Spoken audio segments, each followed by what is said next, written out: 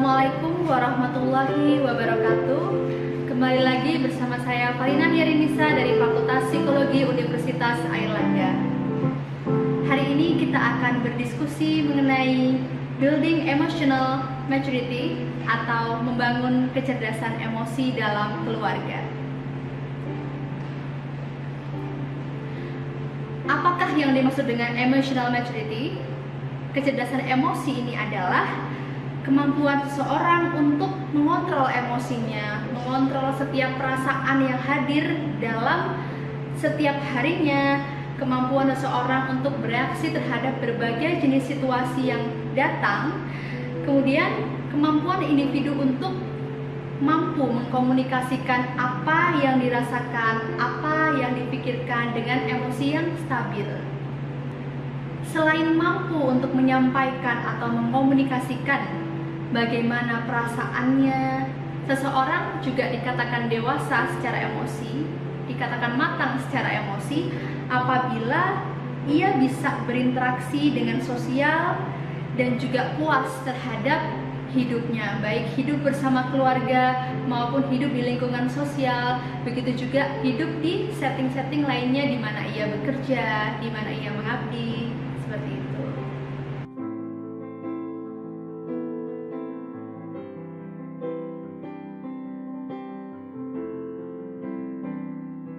Membangun kematangan emosional ini sifatnya irisan ya, antara intrapersonal dengan dirinya sendiri maupun interpersonal dengan orang lain. Jadi di sini adalah kemampuan individu untuk bisa lebur dengan anggota keluarganya, dengan pasangannya, dengan anaknya, dengan orang tuanya, dengan mertuanya, namun tidak merasa kehilangan jati dirinya. Ketika seseorang bisa beradaptasi, bisa menyesuaikan dengan siapa ia berbicara, bisa memahami bagaimana cara bersikap terhadap pasangannya, terhadap anak-anaknya, terhadap keluarga besarnya, tapi ia tak pernah merasakan kehilangan jati dirinya, kehilangan apa yang menjadi karakteristik dalam dirinya, itulah pribadi yang matang secara emosi. Nah, di berbagai penelitian baik di level nasional maupun internasional, ternyata kesehatan mental dan kematangan emosional ini berhubungan. Jadi semakin matang emosi seseorang, semakin sehat mental pula individu tersebut. Dua hal ini, ketika seseorang dikatakan sehat mental dan juga memiliki kematangan emosional, seseorang akan memiliki beberapa skill yang dibutuhkan. Di antaranya adalah kemampuan untuk berinteraksi, kemampuan untuk berkomunikasi secara efektif, kemudian kemampuan untuk beradaptasi di berbagai setting kehidupan, kemampuan untuk menyelesaikan masalah atau problem solving, dan juga kemampuan untuk coping stress, mengendalikan stresnya, mengontrol stres yang ia hadapi dalam kehidupan sehari-hari. Nah, apa sebenarnya kaitannya kematangan emosi terhadap kesehatan mental keluarga? Sebenarnya dengan kita mampu mengontrol emosi kita, mampu bijaksana dalam mengendalikan emosi yang hadir setiap harinya, sebenarnya kita akan lebih mudah dalam mengelola ruang kompromi di antara keluarga, di antara anggota keluarga kita. Nah, ini adalah poin yang penting. Mengelola ruang kompromi adalah salah satu cara untuk tetap mempertahankan keharmonisan dalam rumah tangga. Yang harus dipahami bersama adalah proses mengenali pasangan itu sifatnya dinamis. Jadi mungkin selama masa perkenalan kita mengenal calon suami atau calon istri kita sebagai pribadi yang pendiam, yang penurut. Tiba-tiba ketika sudah menikah, kepribadian ini sifatnya dinamis. Boleh jadi ada hal-hal yang berubah, boleh jadi ada hal-hal yang mengagetkan. Nah, disinilah pentingnya kematangan emosi untuk mengelola ruang kompromi terhadap perubahan-perubahan sikap yang dimiliki oleh pasangan kita selama itu masih dalam koridor norma yang berlaku di masyarakat. Artinya selama itu masih dalam batas toleransi, sesuai dengan nilai-nilai yang kita anut, tidak melanggar agama misalnya, tidak melanggar norma-norma yang berlaku di masyarakat maupun di negara. Disitulah peran emosi kita untuk terus mengelola dan memperluas ruang kompromi kita terhadap pasangan. Artinya perubahan sikap dan karakter adalah hal yang wajar selama tidak keluar dari koridor yang telah ditetapkan bersama. Seperti yang sudah dibahas di pertemuan sebelumnya, bahwa setiap pasangan pasti memiliki nilai-nilai yang disepakati bersama. Nah, selama tidak melanggar batas-batas ini, perubahan sikap, perubahan kebiasaan itu perlu untuk dikompromikan, perlu untuk diterima. Kompromi ini bisa berupa berbagai macam situasi ya, seperti kompromi terhadap bagaimana komunikasi dengan teman, dengan keluarga besar, kompromi terhadap impian dan karir masing-masing, lalu kompromi terhadap bagaimana menyeimbangkan perasaan dan logika, dan juga bagaimana menyikapi prinsip hidup. Lalu seperti apa sih yang dikatakan sebagai emosi yang matang? Ada beberapa contoh. Tapi garis besar dari kematangan emosi adalah kemampuan individu untuk bertanggung jawab atas diri sendiri, atas segala tindak tanduk perilakunya, dan atas keputusan yang diambil. Nah, beberapa contoh perilakunya diantaranya adalah yang pertama, menyadari dan mengakui bahwa kita boleh jadi memiliki kesalahan. Artinya ada sebuah potongan lirik lagu anak-anak yang sangat terkesan hingga saat ini, hanya yang pemberani yang mau mengakui kesalahan. Jadi sebenarnya ketika kita mengakui, ketika kita menyadari bahwa ada perilaku yang salah, dan kita mampu mendeklarasikannya, mampu menyampaikan kepada orang lain bahwa kesalahan ini adalah seperti ini, misalnya pernah berbohong atau pernah menutupi sesuatu, disampaikan kepada pasangannya. Nah, ini sebenarnya adalah salah satu cara untuk melatih kematangan emosi kita. Kemudian yang kedua adalah menyadari bahwa kita adalah individu yang berbeda dengan pasangan kita, bahwa kita bukan selalu menjadi pasangan yang selalu senada, seirama. Artinya konflik itu adalah hal yang wajar, hal yang bisa dialami oleh siapapun. Dan ketika kita menyikapi konflik dengan terus melatih komunikasi, terus berdiskusi, terus mencari jalan keluarnya bersama-sama, disitulah kita dapat dikatakan sebagai pribadi yang matang secara emosi. Yang ketiga adalah kemampuan individu untuk memahami dan menerima perasaan yang dimiliki, serta memahami sebenarnya apa sih yang kita butuhkan. Jadi ketika kita merasa kesal, merasa kecewa dengan pasangan kita bisa sampaikan perasaan itu, kita boleh menyampaikan itu, dan kita tahu sebenarnya apa yang diharapkan, sebenarnya apa yang kita butuhkan dari pasangan kita. Kemudian adalah menyadari bahwa pada hakikatnya yang mengontrol diri kita bukan hanya sekedar perasaan, melainkan pikiran kita. Jadi menyeimbangkan antara logika dan perasaan adalah bagian dari kematangan emosi. Nah, yang menjadi seni dalam hidup berumah tangga adalah membuat batasan-batasan yang sehat pada diri sendiri. Seperti yang sudah saya sampaikan tadi, kita bisa melebur sebagai pasangan yang saling mencintai tanpa harus kehilangan keunikan kita masing-masing. Jadi misalnya pasangan kita menyukai atau memiliki hobi yang sungguh-sungguh berbeda dengan kita, bagaimana kita bisa mentolerir itu gitu? Bagaimana kita bisa berdamai dengan aktivitas-aktivitas yang sebelumnya bahkan tidak pernah kita lakukan?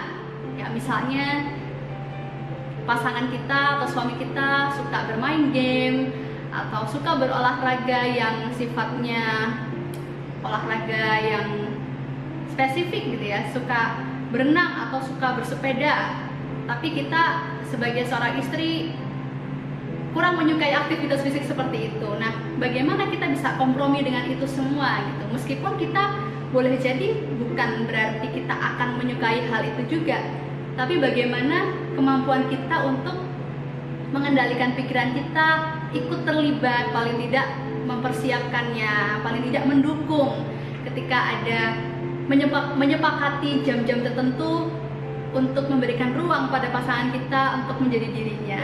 Untuk selanjutnya adalah kita bisa mengambil time out atau mengambil jeda ketika dirasa konflik yang terjadi itu begitu memuncak gitu ya. Jadi dua-duanya mungkin sama-sama keras antara kita dengan pasangan kita, boleh kita mengambil jeda, mengambil time out untuk sama-sama menenangkan perasaan dan pikiran masing-masing, menenangkan hati, menjernihkan pikiran, hingga sebelum pergantian hari kita bisa mendiskusikannya lagi sebaiknya seperti apa. Tidak semua masalah harus diselesaikan pada saat itu juga. Kadang jeda dari sebuah permasalahan, dari sebuah konflik, itu yang mendewasakan kita sebagai pasangan suami istri untuk bisa berpikir lebih kritis, berpikir lebih jangka panjang, sekaligus menguji seberapa besar komitmen kita untuk mempertahankan rumah tangga yang sudah disepakati bersama. Ciri-ciri kematangan emosi berikutnya adalah memahami cinta sebagai bentuk kesalingan dalam kasih sayang. Saling dalam kasih sayang ini adalah bentuk tertinggi menurut saya ya. Jadi bukan lagi bicara soal siapa yang paling juara, siapa yang paling berkorban, siapa yang paling berkontribusi. Bukan lagi bicara soal itu, melainkan memahami peran kita, memahami peran pasangan kita, memahami potensi dari masing-masing diri kita, sehingga bukan hanya soal kuantitatif saja yang kita ukur, melainkan bagaimana kita bisa terus tumbuh, terus berkembang bersama sesuai dengan kemampuan kita, sesuai dengan potensi kita seperti apa, dan juga menghargai setiap progres sekecil apapun itu yang dimiliki pasangan. Ini tentu bukan hal yang mudah. Bahkan di tahun ke-5 pernikahan, di tahun ke-10 pernikahan, ya masih saja terus berlatih seperti itu, dan itu tidak apa-apa gitu. Selama kita memiliki komitmen yang kuat, selama itu pula kita akan terus belajar memahami bahwa sejatinya bentuk kasih sayang terbaik adalah kesalingan itu. Yang terakhir, kematangan emosi dapat ditunjukkan dengan memahami bahwa setiap keluarga akan selalu punya tantangan masing-masing. Kita bisa memahami bahwa dalam hidup selalu ada keseimbangan antara kemudahan dan ujian. Kemudahan dan kesulitan itu adalah tantangan di dunia, istilahnya begitu ya. Tantangan dari Tuhan untuk kita berproses bersama menjadi lebih baik lagi. Ketika meyakini adanya nilai-nilai spiritual juga sebenarnya ya di kematangan emosi ini, ketika kita yakin bahwa segala bentuk kesulitan itu selalu ada di setiap keluarga dengan jenisnya masing-masing, di saat itu pula sebenarnya kita matang secara emosi. Kita tidak akan lagi membandingkan rumput tetangga yang lebih hijau. Kita tidak akan lagi melihat kenapa ya keluarga Ibu X lebih bahagia daripada saya, kenapa keluarga sebelah lebih sejahtera daripada saya, tanpa mengetahui seluk-beluk, tanpa mengetahui perjuangan yang mungkin sedang mereka tempuh juga. Hanya saja kita tidak diberi akses untuk melihat itu semua. Lalu tips dan trik apa nih yang bisa kita lakukan bersama untuk sama-sama melatih mematangkan emosi kita?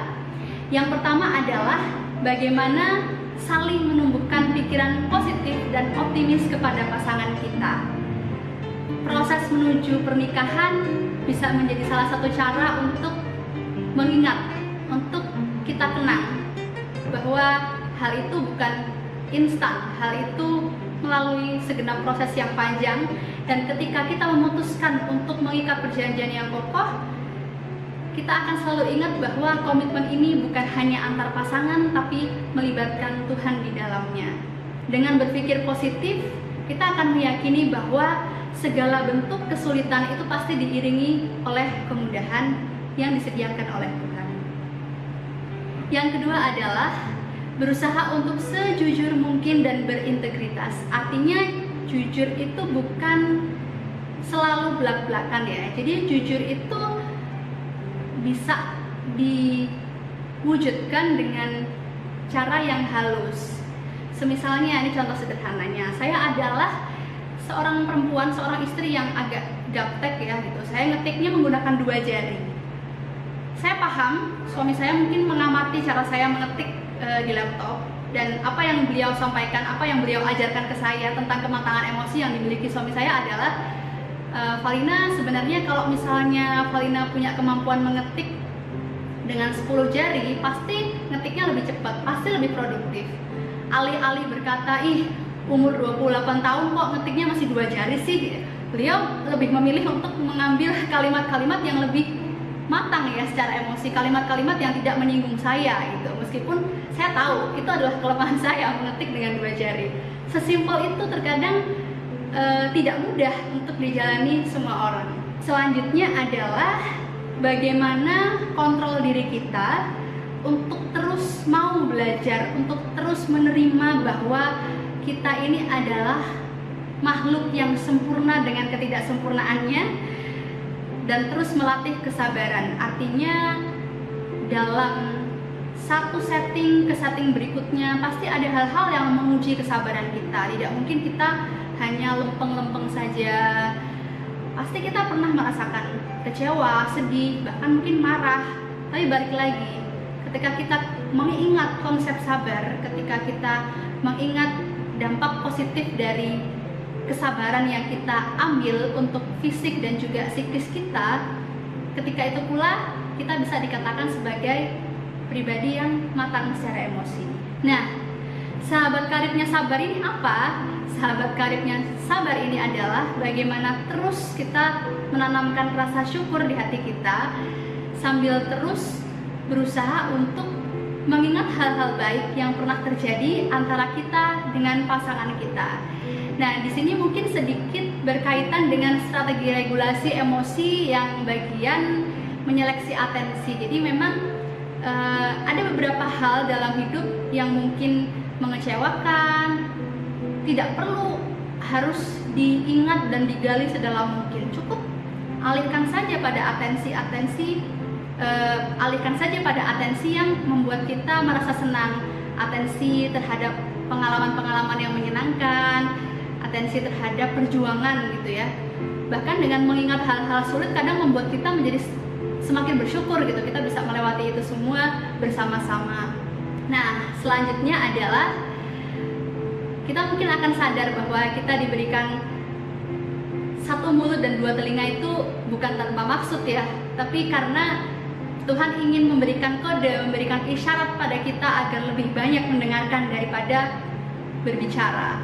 Jadi itulah bagaimana kita belajar untuk mendengarkan orang lain, mendengarkan masukan dari orang lain, apalagi pasangan kita, dan juga memahami. Jadi bukan hanya mendengar saja, tapi juga memahami apa makna dari feedback, dari masukan, dari kritik yang membangun. Apapun itu kita pahami dan kita refleksikan. Kira-kira mana yang bisa saya perbaiki secara langsung, mana yang harus ditunda, mana yang harus diabaikan. Kita kelola itu sehingga kita jadi pribadi yang matang secara emosi. Nah, untuk selanjutnya 2 karakter berikutnya, 2 tips and trick ya lebih tepatnya, yaitu bagaimana kita terus belajar untuk tidak mudah tersinggung dan juga mengelola ekspektasi terhadap pasangan kita, mengelola ekspektasi terhadap keluarga kita serajin mungkin. Artinya begini, bukan saya mendeskripsikan keluarga kita, melainkan mengelola ekspektasi ini menjadi kekuatan bagi kita untuk terus menerima sepaket kelebihan yang dimiliki pasangan kita, menerima sepaket kelemahan yang dimiliki pasangan kita. Cara yang paling mudah apa? Cara yang paling mudah adalah memahami diri kita sendiri. Gimana tanda-tanda kita sudah memahami diri kita sendiri? Adalah memahami bahwa kita ini sebenarnya kalau di list dalam selembar kertas HPS, kelebihan dan kekurangan pasti sama. bahkan mungkin lebih banyak kekurangannya ya gitu.